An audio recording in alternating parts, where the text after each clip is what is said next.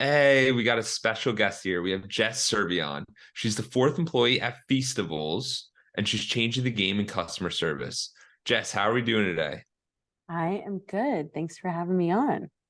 How does it feel to be part of such a fast-moving startups throughout your career? Because I know you've been part of five different startups. How's that experience? Because most people always want to go the safe route, go with the big job, go with the safety, and you are just flying by.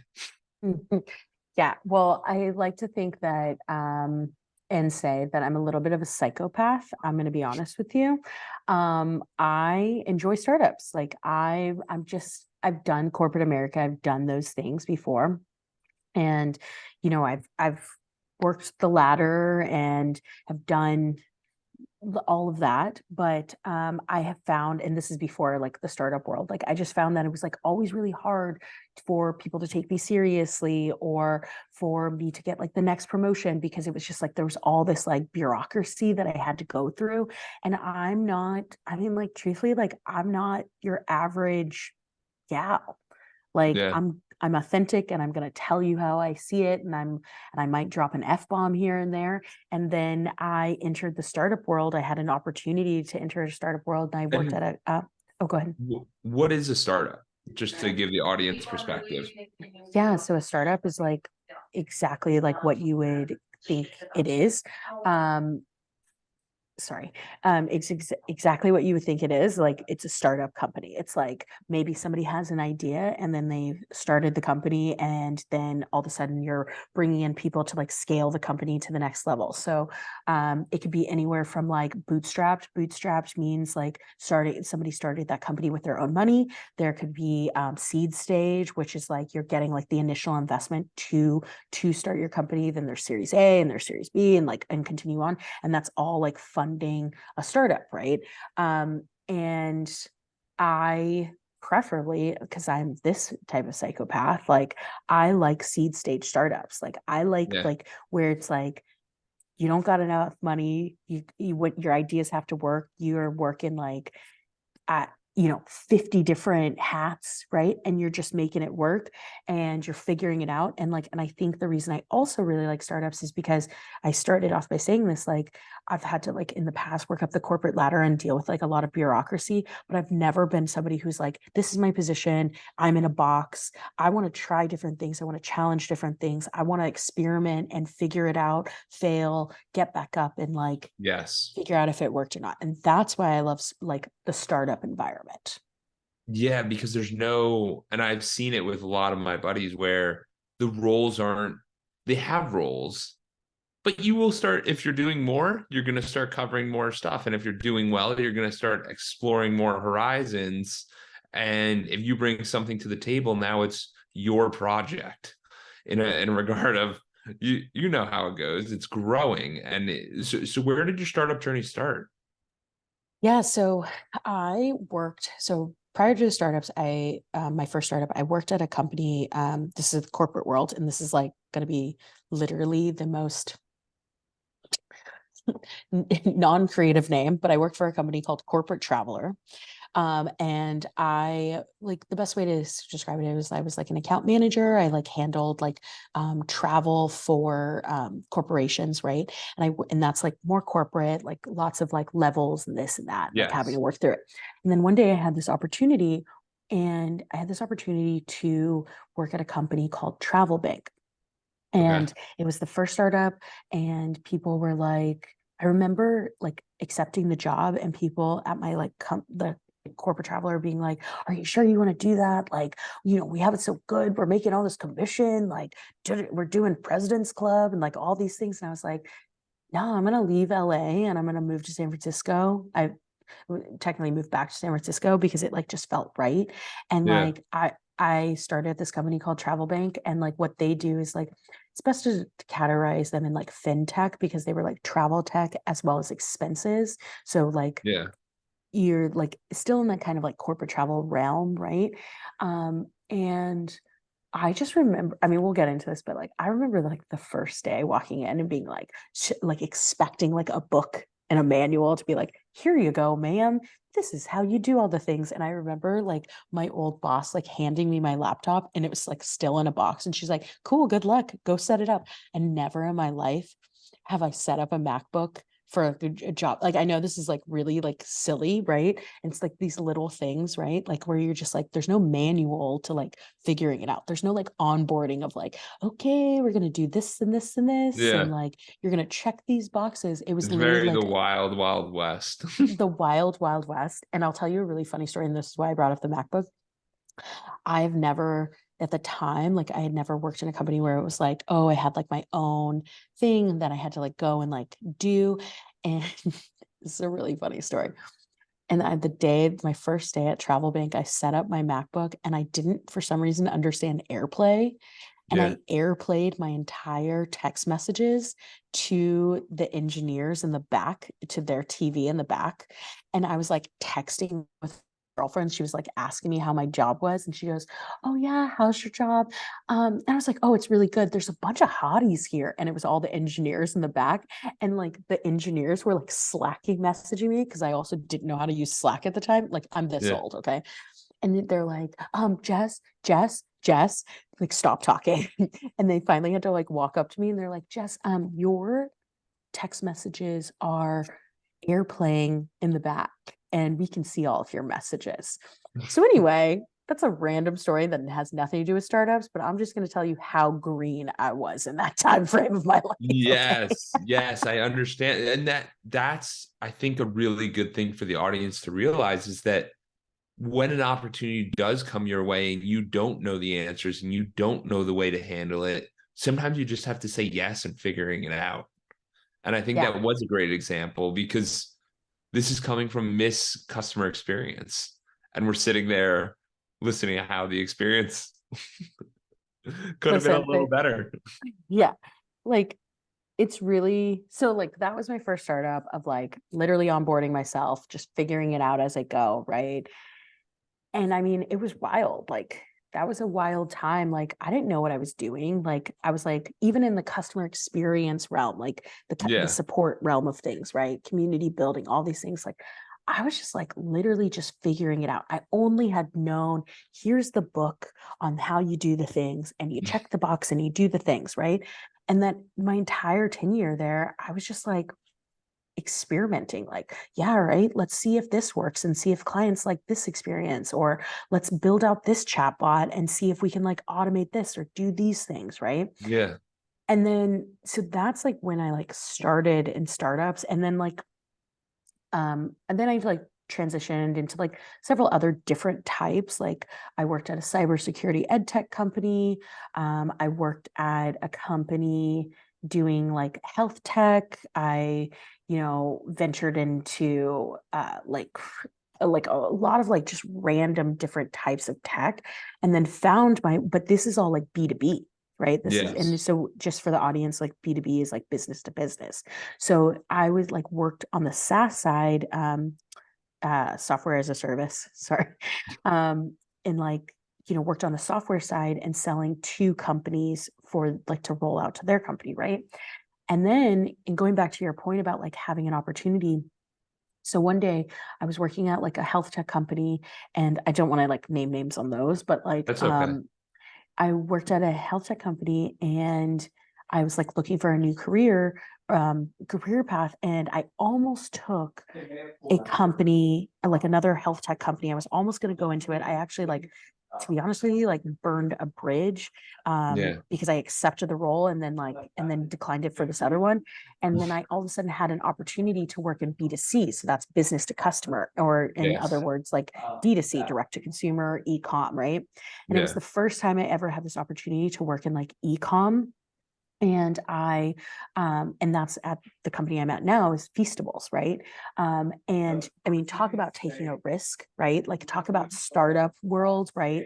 Like, I literally walked into working at this company, knew nothing about ecom, nothing. Okay. Like Yeah. I had to figure it out. Like I like talked to, and like now I have friends in the space and like have like had a lot of resources and people who have like really like, vibed with me and like helped me.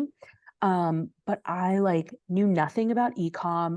But what I did know was I knew startups and I knew customer support, right? Yes. And I also knew customer experience, and we'll get into like what that difference is. And I knew that I had to make a dope customer experience for this e-com brand that was coming onto the market, because there was a YouTube influencer that was behind this e-com brand. So it had to like, this brand had to exemplify like Mr. Beast. And I basically took like the risk of like all the common startup world that I knew of like working in B2B, and said like, fuck it. Sorry. No, Excuse my you're language. good. Okay, good. And said like, I'm gonna go and take a risk and like go and try to work in e-com and like figure it out. Yeah. And I mean, that brings me to now. And that's the biggest thing, is that realizing that regardless of what it is, there's a growth period. There's a period where we do prove to ourselves and we do look at these different options. And to get on a project of the magnitude of like what it's become, Feastables is doing incredible numbers. Mr. Beast just passed 200 million people on YouTube. Like it's insane, the volume. He's talked about it, where he literally will walk into a Walmart and he's slammed in about 25 seconds. Any Walmart in America, and like we're talking with Jess, the person who's running the customer experience for that, and it's just like, what's that been like? What's the like what's been the transition period of doing something a little bit different? Like how do you think Yeah. about taking on challenges? Because there's a lot of people who try to stay in their zone and they don't realize what they do and how beneficial, like how what you do right now can transfer into another area. Yeah, I mean, the thing is that I think like I started this off by saying like, okay, like I'm a psychopath, like I really like to take risks, right? But I also think that I'm just like somebody, I went to art school. Well, the audience doesn't know. I went to art school, but like even getting to art school and graduating art school was like a triumph, my friends. Okay. Like it was like, I'm not somebody who like takes a traditional path, right? And so what's always been really important to me in my career is that I want to build like a sustainable career, but I always want to try on different things, like constantly Yes. try on different things and like take risks, because if you're not taking risks, you're not trying on different things, you're never challenging yourself to then build your skills to do other things. And so it's Yes. like, even though it's like I found this expertise in like customer experience, even from like the transition into Feastables, I have now also shapeshifted myself into like a marketer too. Like I'm Yes. not just doing like customer support. I'm not just doing community building. I'm also doing retention marketing and lifecycle marketing, right? And so Yeah. like, and I think that's what's really important in like answering your question though, is that I think like uh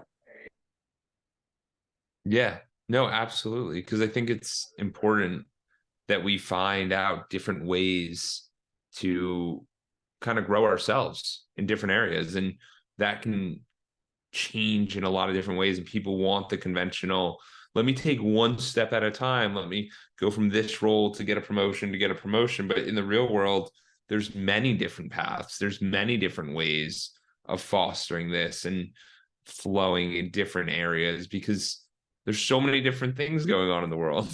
And it's how do we yeah, make the most out of our experience? and like, listen, I don't think it's for everybody. Like straight up, I don't think this is for everybody. I don't think I like some people like really like just being on the same path and like doing the same thing. And that's absolutely okay, right? But like for me, I want to try on different things and I want to do different things because I want to challenge myself every day. I want to be different every single day. I wouldn't say different. I just want to like just do different stuff and like upskill myself. And like, I even think like when I'm 60, I'm going to be the same way. Like, so today it's like I work at Feastables and I didn't know like what I didn't know when I first started. Right. But Yeah. what I did know, what I really knew about was like, how do I build customer support departments and how do I build community? And I also knew how to like use tech to automate as much as possible. And then that was like V1 of me establishing like the customer experience department. And then as I started like learning more and more about the customers, then I started building out different pathways for those customers to like interact, right? And all in turn of doing all of these things like in my tenure here is Yeah. that I have then become a marketer now. You know, it's like Yes. I'm just doing different things and challenging myself every day. And like, and again, going back to also the startup stuff and landing this plane is like, this is why I like working in startups, because you can try on different things and you can challenge yourself in different ways every single day. 100%. And let's get into like what you discussed a little bit with customer service, customer experience, community. So when most people think of customer service, like I know what comes to my head, it's the person answering the phone. Like when you call them for an issue. How is customer experience different than that? Like, what is it? Because I know everyone who's listening has experienced it, and they might walk into an area and go, wow, that was an amazing experience. Or they might go to a show and be like, that was amazing. They don't understand the pieces that brought them to that experience where they're like, oh, that was cool. Like, I like Yeah. how they did that and that and that and the putting it together. Yeah. Yeah. Think about it like, think about it like a birthday party, right? You Yes. like, okay, so we have our birthdays. This is like the event day, right? We have our birthdays, Yes. and then we're like, okay, I want to get a cake, but I want to build this. I want this to be a really pretty cake, and I want it to be um, really creative, whatever, right? Like I want it to be fun. I want it to exemplify like my birthday, right? Yeah. So you go to the baker and you go get the cake and you describe to the baker what it is that you want on the cake. And then they go and like build that cake for you. So that's a piece of your birthday party, right? You got this beautiful cake. And then you're like, oh, I want to have a party. Maybe it's like, I don't know, on your porch. And I want to invite all of my friends. So then you go and like you create an invite. And your Yeah. invite is like, says it's Jess's birthday and it's in colors and it's Jess's, I don't know, I'm gonna make this age up, but 13th birthday. Yeah. Okay. And then you're like, okay, I send out my invites to the people and the people are going to come. So now I want to go and like, I want my friends to come to my birthday party and I want them to have this really dope experience. I already have my cake. I already have my invites. Now I want to like center my birthday party on like decorations and games and all this stuff. And that's an experience for my birthday party, right? So Yes. then they come to the party, they celebrate, they like have an experience. Maybe it's some balloons, maybe it's this thing, right? And it's all this experience that I'm creating for them. You're right. And Yeah. then they end that party by saying like, oh, Jess, like this was like a dope like birthday party. Happy birthday to you. This was so great. I had so much fun. And then they go home. They just had an experience. Everything from like the birthday cake to the invites to the party is all an experience. And if you take like that analogy and you put it into like whether you're a B2B company, a B2C company, and you're saying like, here's my website. I want to go to my website and I want to have like a simple user experience for my customer to understand what my service is that I'm selling or my software or whatever it is or my product. And every piece of that website is designed or there's copy to like, so you understand like what it is that you're selling, right? And then, Yes. all right, I've ordered that product or I've ordered that software. And then after I've like purchased it, now there's a whole experience after post purchase of like, do I have support for using your software? Do I have support, like order support for like the product that I've just purchased, right? What's the email that was sent out to me? Is it designed? Is it branded? Is it a part of like, do I Yeah. see this email as like Edwards Consulting is like Yeah. in his colors, like all of these things, right? Like, and so it's all like all of these pieces, all of the psychology of like bringing somebody to your site, bringing somebody to your store is all a part of consumer behavior, which in turn your consumer behavior has to turn into you delivering an experience for them. That's what customer experience is. Okay, great, marketers have brought them in the door, but how do I keep them sticking around? So then like the aspects and like the confusion about like where customer experience is and like people always thinking it's like customer service is like customer support and customer service is only one piece of the pie. That's Yes. that's the part of like people taking care of you after a post purchase or even beforehand, of like having a human connection. But like there's so many other aspects of it. There's like the community building, right? Like you maybe find a product or follow an influencer because of their social media. That's Yeah. all an experience. You might go to a website and see like the products or the services that you're selling. That's a digital experience. So customer experience is just like customer support of customer experience is literally just one piece of the pie. There's so many other pieces of the pie that all speak to the consumer or the buyer behavior. Yes. Yeah, and I think that's an awesome explanation of it because when you think about it, when people like it, to me, it related to it is because I had Tim Calise, a past uh, person who was on the podcast, and he was like, Jordan, do you know your customer experience? And I'm like, what's a customer experience? And then I speak with Jess, and I'm like, where are we at? But what I realized was is that people will go to an ad, then they'll go to your website, then they'll investigate your website, then they'll decide if they like you, and then they'll decide if they want to talk with you. And this can relate to someone who even doesn't have a customer experience, but it's like, yo, you invite a friend over to your house.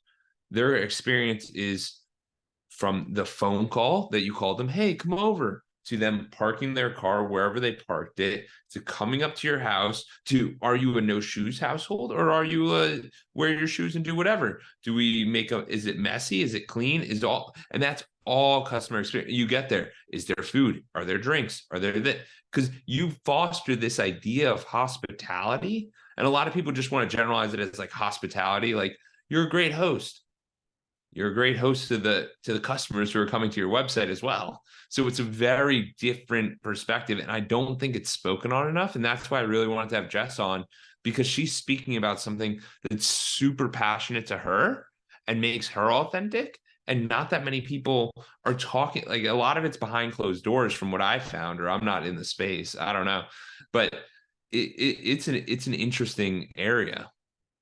Yeah. Yeah. I mean, I think that like people do talk about it. Like people talk about it. Like if you think about like B2B, right? Like you have like customer success managers, you have like customer support, you even have product managers, you have all these people that are like kind of like managing like But the consumer. a lot of the time, I feel like they miss the big picture of what's actually occurring, and they just go, "Oh, I'm the customer service." Like they don't realize the bigger picture as you explained it, where it's a blueprint. And I was like, "Wow, Jess, you opened my mind. Like I understand it now."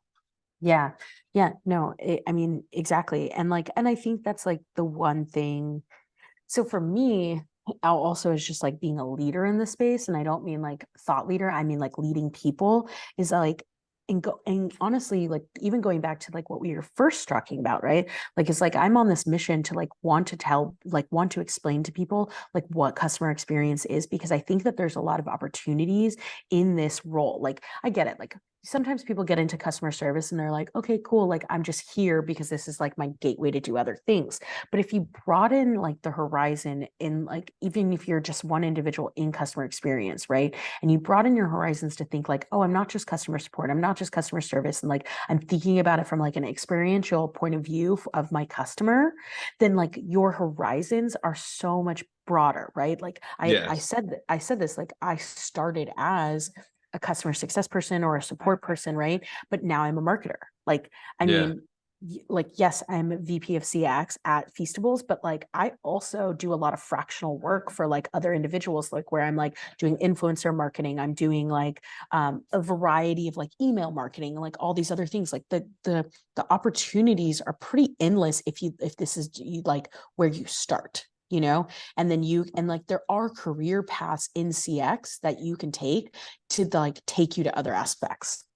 Yeah, and I think it's important to realize that no matter where you are or what you're doing, your job right now or whatever you're working on is a stepping stone, and all your experiences become stepping stones, and like the places you travel are stepping stones. Because like with Edwards Consulting, it's more of a holistic life approach where it's there's mental health, physical health, community service, philanthropy, spirituality, and relationships. So we have all of these areas of life, and we stack these experiences. It And that's why it's always tough when people sit there and they go, oh, I'm a whatever. accountant, doctor, lawyer, etc. And it's like, no, you probably have more than one role. You probably do more than one thing. You could be a friend, you could be a dad, you could be a mom, you could be a whatever. But like there's more roles to us. Yeah, I mean, absolutely. Like I kind of like one of the, I mean, now we're gonna get really like meta, but like one of the things that I have found about myself of like just working in the CX space and then like becoming a leader is that like I am like an empath leader. Like I really genuinely care about like my direct reports and like what they're doing and like where they're going and blah blah blah. And so like it's not blah blah blah, but like just summing it up, right? And so it's like me as a leader in the C, like most people get into CX are because like they're usually like an empathetic person or they're usually like some sort of heartfelt person to like even want to support like customers like on a daily basis, right? And so Yeah. like in turn that has actually turned me into like a thoughtful leader for like individuals that report to me and like or a mentor, right? Like I have like several people that like I'm mentoring to like grow them and get them into like the next stage of their Yes. career, right? And but I find a lot of joy. I don't just like tout myself as like, oh, I'm not just some like strategic CX person where I'm like Yeah. coming up with like journey paths for customers. Like I'm also like trying to like help other individuals like, career development, like or maybe it's not even career development. Maybe it's like being a big sister to you and like being an empathetic like listener to you so you feel like you're supported in like your personal life too. It's like Yeah. Well, I think you're touching in on a bigger thing that it's not just when we work with people, and this is for everybody, like if someone has moments of where they might have a freak out or they might get upset or you have to realize that we're humans first. And we're not the role that we say we are. We're humans first, meaning that if you're a manager or a leader of anybody, it's people. You're not managing three customer success managers. No, you're managing three people, which means, oh my God, they have family issues. They have these issues. Like you have to realize that there's a lot more variables to people than, hey, can you please get this done? It's like, no, they're people. And you have to encourage people and show them that there's a path and there's a direction. So I think that's an awesome point that you bring up about leadership. yeah, I mean, yeah, I think even CX leader or not, right? Like, I think just in general, like as leaders, like and leading people is like we should also take care and not always have it just being about like let's go and like do the strategic thing and then you go and execute it. It's like you also like we are humans and like you need to take like a moment to like think like okay for in order for a human to be able to like execute like something right like a strategic plan like how is that person feeling and it's not Yes. about like it's not even about like putting personal into business it's also like just humanizing the experience. Yeah. And I think from that perspective, you're going to get a lot better results if you treat it like humans. Because if we sit there and we go, oh, we want them to buy all of our products. Okay, great. Have fun with that. But like, what are they going to do that? Like, why would they be even interested in that? And why would they even think about that? So tell me a little bit about the community building because community has been a massive pain point for a lot of people in regard to like what was going on with COVID, isolation, people feel like they're on their own. So how do you think about community building? Because there's been a lot of research put out that being part of a community, I don't know, community of like real go-getters and exciting people in your life that are encourage you and supportive can really help with like longevity, can help with mental stability, et cetera, et cetera.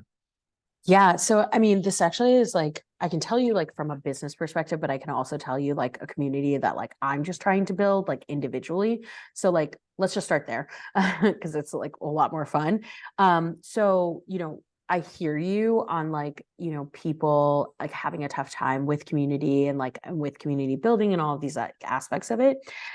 And I think that like me, like just as an individual, like I've always been like I've always sought out like ways to like build communities in like different aspects, right? Like during like COVID and during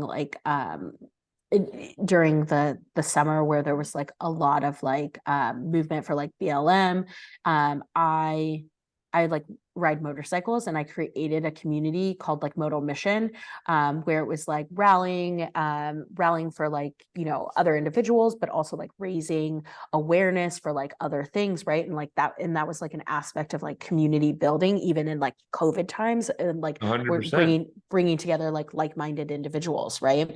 And so like, so what I've like done individually, like in the e-com world, like the business world now, is I'm actually trying to like bring together individuals like operators and founders who want to get together, but maybe it's not like a dinner event, maybe it's like some sort of like experiential like type of thing, right? Like for instance, like last week, I with one of my homegirls, we put on an all-day summit, and it was all focused on retention marketing.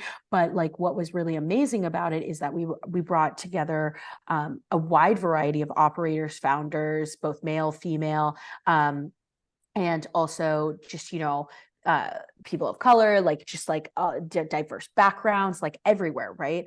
And I think that was like really important to like hold this summit of like such diversity, because what we're constantly seeing in like the business world and like conferences is like it's always kind of like the same people over and over, right? Like and God, I'm probably gonna get a lot of slack for this, but it's always the same people like over and over. But the feedback that like I got from the event was like not only about like diversity, but also about like the information being shared was so beneficial and thought rated. And then the third thing that I also found was that like people were networking with each other, and networking and meeting with each other. And like honestly, I want to just be a connector of like people. Like I don't care like what your background is. I don't care if like, I don't know, maybe you're an accountant and the other person is a brand founder, right? Like those people can still like benefit and like meet each other and like know each other and network, right? And so my point is of like bringing this up is like what I'm trying to build like is like a community of individuals who are like literally just to connect each other, just to have a good time together. And it's not just all about like dinner events, it's also about like experiences that they share together. So maybe it's like one day we'll do, I don't know, like a whole spa thing. I don't know what it is, Yeah. right? But like the point is though, is like building those communities, building communities from like these experience events is so important, because people like feel like they can get out in like in real life, like whether you're an introvert, an extrovert, like you actually feel like you find a piece that you can actually connect with, and then you in turn you get something out of it, right? And I think that's like the baseline of like what I'm trying to build. I'm not saying it's for everybody, but I also think that on the other end of it is like, okay, if you don't want to do in real life things, like the other end of it too is like engaging online with individuals, like going on LinkedIn, actually commenting on like people's posts, actually like posting things. And I know that's really hard for people, but like even the simplest things of just engagement will help build community and build conversations with other individuals. Yes. And I completely agree with the power of community. I actually run a group on Monday nights, and it's just, you can see it inside of people when they're like, yes, I finally feel like I'm in a place. And it's even better when you go to these ideas of a unique experience where it's like maybe people are surfing for the first time, or they're going to a new country, or they're going to the spa, and having these different views. And how do you build that on the, how do you think about that in the business sense of like where people are going about different ways of like not just the customer experience in like a broader capacity? Yeah, well, I mean, so I think from like a business perspective, whether B2B or B2C, I think it's really important to like build like forums or areas where like your customers can engage with each other and not be afraid of it. Because what happens is even if like there could be like something that might be, you know, a little bit negative about your product, right? People are learning from each other. People want to hear about how they're enjoying or not enjoying the product, and like, and they want to like problem solve with each other. And I don't think, and the reason I bring up like the negative piece of it is because I think people get a little bit scared of like, oh, well, if I start this like engagement, like, and I don't want to hear anything negative, but if you don't hear anything negative, how are you going to create a feedback loop to improve your product? Straight up, And right? the best part is the quicker the feedback loop, the better you can get the product. So you might not even realize that people are having issues until later on, and you're like, oh, what? Like you just get, and then you finally had one person who's bold enough to give you feedback, and you're like, Yeah. that could have been solved a lot quicker, guys. But I Yeah. didn't even.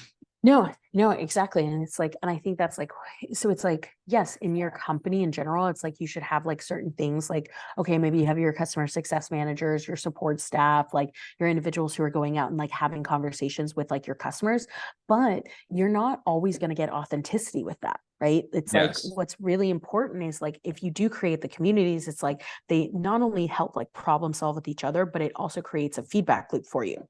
Yeah. Plus creating that back that like, or I wouldn't say background, but I would say like area of like where people can like go and enjoy their products and like or product services, whatever it is, and like talk about it is like a way for you to build loyalty too, you know. And go ahead. Yes. No, I would completely agree. I think when you're more real and you're more honest and people can feel that, and it's not like, hey, you're just trying to sell me, but you really have my best interest in mind.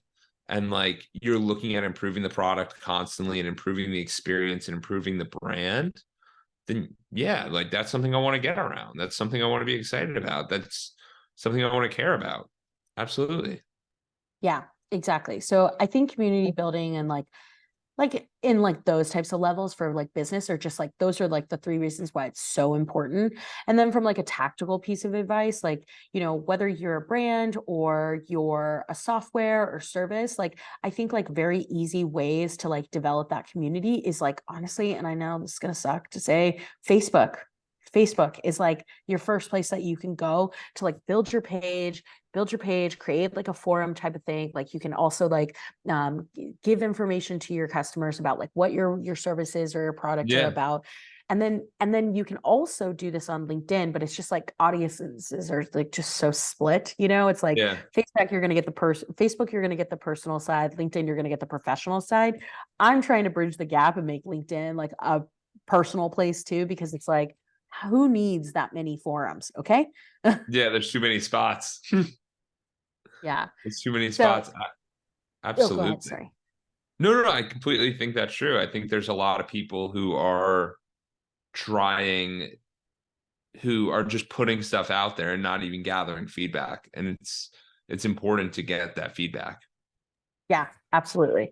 So I think it's just like it's really just good for like feedback perspective, for loyalty building, and for like a variety of like other reasons to like just like build your community as a whole. 100%. And so, Jess, what would you, because we're winding down to the end, what would you leave the audience with in the regard of like improving their customer experience, whether it's just their life or whether it's their business, or what do you think someone could do today, like that can really move the needle with experience wise, that like some idea I've been working on is basically this thing of where it's outsized returns, where it's a very minor thing, but it moves the needle so much further. So like it might be something that's like it might be cost $1, but it's like a $20 experience. Like it makes it a lot better. Is there anything that Yeah, you have in mind for that? yeah, I think like the biggest thing is like weighing out like what your journeys look like. So whether that's like on a personal perspective or a business perspective, like think about it from like experience perspective, right? Even if you're using this for personal or business, think about yourself as the customer. What do my journeys look like for my customer, for myself? So what does my journey look like in my career, right? Like what am I doing on a day to day, and like start like journey mapping yourself. And then from a business perspective, like whether you're a service, whether you're software, whether you're a product, what does my customer's journey look like to get the information about my product? Like journey map yourself. So like from everything outside of your website, so like your social channels, your communities you might already have, what does it look like for my customer to get information about me? And then into your website, like what does it look like for my customer to like learn about me, to learn about our product, to then make a purchase? And then like, you know, and then after that, like after they've made a purchase, after they've already like have gone through like all of these like Yeah. different aspects, like what is that customer's journey? And once you start mapping those things out, you'll see a little bit of like where the friction might be. Yes. And it's Yes. all about, and customer experiences is all about becoming frictionless and seamless as possible. Yes. And making it as easy as possible so that nobody has to complain. Nobody has the thing. It's just like bam, bam. Like a really good one that was really easy for me that helped a lot was like the Calendly. It's crazy. It's simple. You just put it in. People can book meetings with you, and you're like, wow, what a genius idea. Like we don't have to go messaging back and forth. They're literally the epitome of what it is to make it really simple. Um, Yeah. yeah, no, I enjoyed this, Jess. I think you're super cool, and I think it's really interesting perspective looking at that customer experience because I don't think it's talked about enough. I don't think it's discussed enough, and I don't think people are really challenging it. So, Jess, where can people find more about you and hear about you? Yeah. So you can find me on my website, jesscervellon.com. We'll put it in show notes and then on how to spell my last name. And then I'm really active on LinkedIn. So just Jess Cervellon on LinkedIn. And if you hit me up, write me a message, even if it's like through my website or through LinkedIn, like I 90% of the time will respond to you. The only reason I say 10% is because sometimes I get a little spammy messages. Absolutely. We'll make that happen. I'll put all that in the show notes. And thank you again. This has been awesome. Thank you so much.